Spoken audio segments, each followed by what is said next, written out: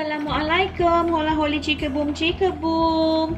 Okey, jangan terperanjat jangan terperanjat dengan melihat apa di depan mata itu. Itu adalah paru. Okey, so hari ni akak akan sharekan cara akak masak paru goreng berlador. Okey, pertama sekali kita mestilah rebus paru tu. Akak akan rebus bersama irisan halia, ketukkan satu batang serai dan akak akan letakkan juga asam keping Okey, akak dah isi air. Dia tak boleh tenggelam dek sebab dia paru-paru kan. Jadi paru-paru tu dia timbul. Pelampung. Macam pelampung. Okey, akak akan rebuskan paru akak ni. Lepas tu ada step yang kedua. Okey, so stay tune. Sebelum tu jangan lupa like, subscribe dan share video akak ni. Selamat menonton. Okey, paru akak ni dah direbus selama 15 minit. Dia akan memang mengembang semangkuk macam tu. Ni mengembang seperiuk namanya.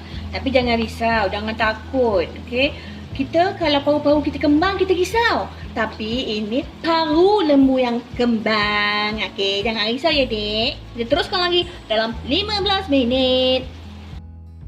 Okey, bila kita tengok, sebab dia dah terapung macam ni, jadi atas tu tak dapat kan, tak dapat air panas. Okey, akak akan terbalikkan dia Paru yang akak beli ni adalah sebanyak 1.3 kilo. Jadi akak akan rebus paru ini selama 1 jam. Tapi kalau you all guna paru atau beli paru yang kurang daripada 1 kilo tu, you all boleh masak dalam setengah jam pun dah okey dah lembut. Okey, akak punya paru dah empuk, dah 1 jam. Okey. So akak akan tutup api. Tips akak kalau nak buat paru goreng berlador ataupun you all nak buat paru goreng lah akak syorkan untuk rebus paru ni sehari sebelum you all nak masak. Macam akak rebus ni malam tau. Besok baru akak akan tunjukkan cara akak masak paru goreng berlador. Akak akan tunjukkan the next step.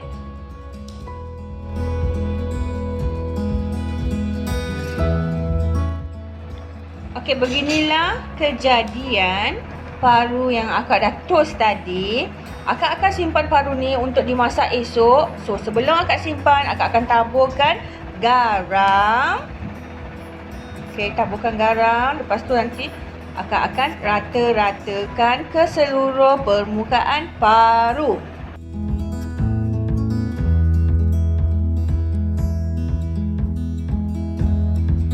Okey, dah siap macam ini. Akak akan masukkan ke dalam tupperware besar dan akak akan simpan ke dalam chiller.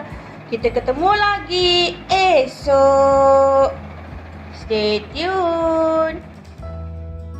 Okey, ini adalah kejadian paru yang akak dah biarkan semalaman dan yang akak dah lumurkan dengan garam. Okey, macam ni. Okey, sekarang akak akan tunjukkan cara akak potong dia ikut ketebalan yang kita suka Macam akak suka macam gini tebalnya. Okey. Jadi bila makan dia macam rangup di luar, bouncy di dalam macam tu.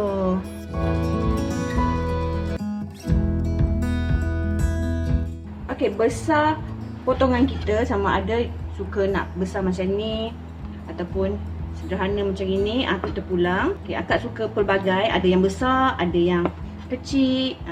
So kita ulangi je langkah menghiris paru sampai habis. Okey, ni paru yang akak dah siap hiris tadi. Akak akan taburkan dengan tepung beras. Okey, letak tepung beras mengikut banyak mana paru Macam akak, paru akak banyak, akak letak dalam 3 sudu kecil tu. Nanti kalau tak cukup akak akan tambah. Okey, akak akan letak juga sedikit serbuk kunyit. Tapi serbuk kunyit akak macam dah hidup segan mati tak mau. Akak taburkan je lah macam ni. Okey. Habis dah. Gitu. Okey, ni macam ala-ala mak-mak masak. Okey, nanti akak akan gaulkan dia. Okey, akak takkan letak garam sebab kita kan dah marinate dia. Bukan marinate lah, kita dah lumurkan dengan garam sebelum kita simpan kan. So jangan letak garam sebab paru ni dia absorb apa yang kita letak di sekeliling dia. Okey, macam inilah kejadian paru yang akak dah lumur dengan tepung beras dan sedikit kunyit. Akak dah panaskan minyak dalam kuali. Kita nak goreng paru ni, make sure that api besar, minyak panas.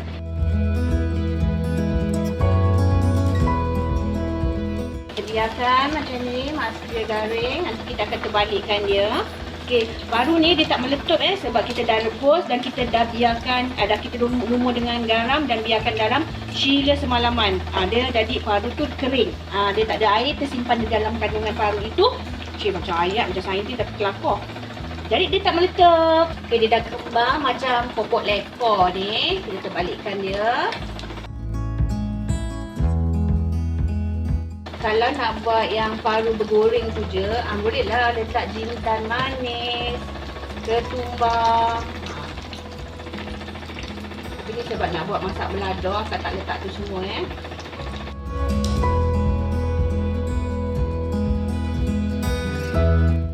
Nampak dia garing tu. Garing ni yang sedap ni, macam ni. Dia garing. Crunchy. Okey, so ulangi sampai paru yang kita dah salut dengan tepung tu habis digoreng. Okey, nampak kejadian paru goreng akak. Segunung paru nama dia. Okey, ni tibalah masa ni untuk akak buat berlado. Kat sini akak ada 1 biji bawang besar, 2 ulas bawang putih, di mana akak akan tumis bersama-sama dengan 1 batang serai ketuk.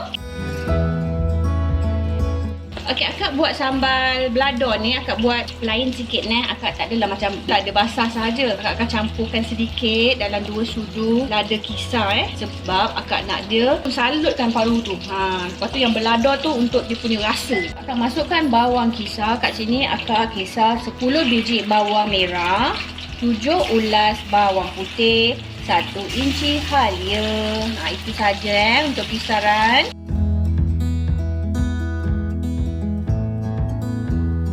Akak punya bahan kisar bawang ni dah garing, cantik.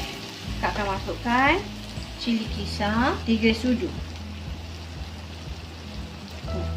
Okey, ini rahsia akak masak belado. Akak tak letak cili basah sahaja, akak campurkan dengan cili kering yang dikisar. Bau dia padu dia. Belado dopdu. Jangan cakap orang tau. Nama pun rahsia. Ni akak beritahu you all saja. Follow akak rapat-rapat tu. Akak beritahu rahsia masak paru goreng belado yang padu. Akak akan letakkan terus 1 cube pati ikan bilis. Bila akak cakap pati ikan bilis, cube pati ayam ke apa cube-cube yang akak guna ataupun seasoning yang akak guna, selalunya akak guna jenama Maggi Tapi yang ni bukan paid review Maggi tak ada bayar akak pun suruh cakap macam gini. Sekarang akak akan letakkan asam jawa. Sebab akak tak ada asam keping. Okey, selalunya kita masak belado ni kita letak asam keping. Kalau paru yang banyak letak 2 keping, tapi sebab akak tak ada, okey, akak akan cuma letakkan ujung sudu kecil ni kan. Ini je yang akak letak sebab pati ni pati yang ekstra. Jadi tak naklah kita makan yang masam belado yang masam. Akak tambahkan air untuk cili kering ni biar dia garing. Kita biarkan dia naik minyak sekali lagi, baru akak akan masukkan cili basah. Okey, cili basah yang dah dikisar kasar, kalau masak belado dia tak payah lama-lama goreng. Tapi kalau cili kering dia lama-lama. Akak akan masukkan gula 3 sudu dan juga garam 2 sudu.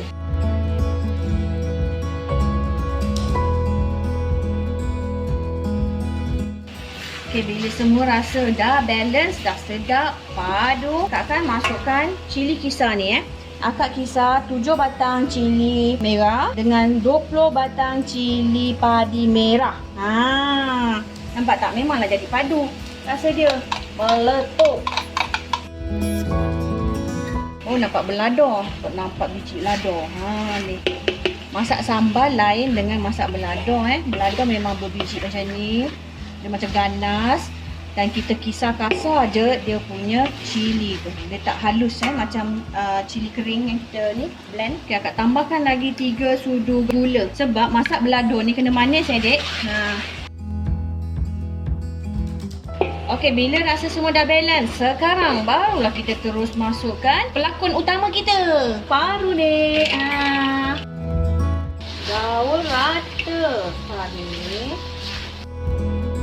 Kalau macam you all buat sikit, buat separuh je. Macam akak buat 1.3 kilogram paru. Kalau buat separuh kan dia bahan-bahan yang akak tunjukkan tadi, okey? Bila kita dah gaul sebati macam ni, kan cantik. Dia dapat menyelaputi semua paru tu. Dia cantik sebab apa? Kita nampak ada lada-lada kasar ni kan. Tapi at the same time dek, ada sambal yang kita tak nampak tu, yang akak letak cili kering tu kan, cili kering kisar tu, dia jadi sambal tau, tapi kita tak nampak sambal tu. Tu rahsianya bila kita letakkan cili kering yang dikisar. Paru goreng berlado akak dah siap. Bon appetit. Terima kasih kerana menonton. Selamat mencuba.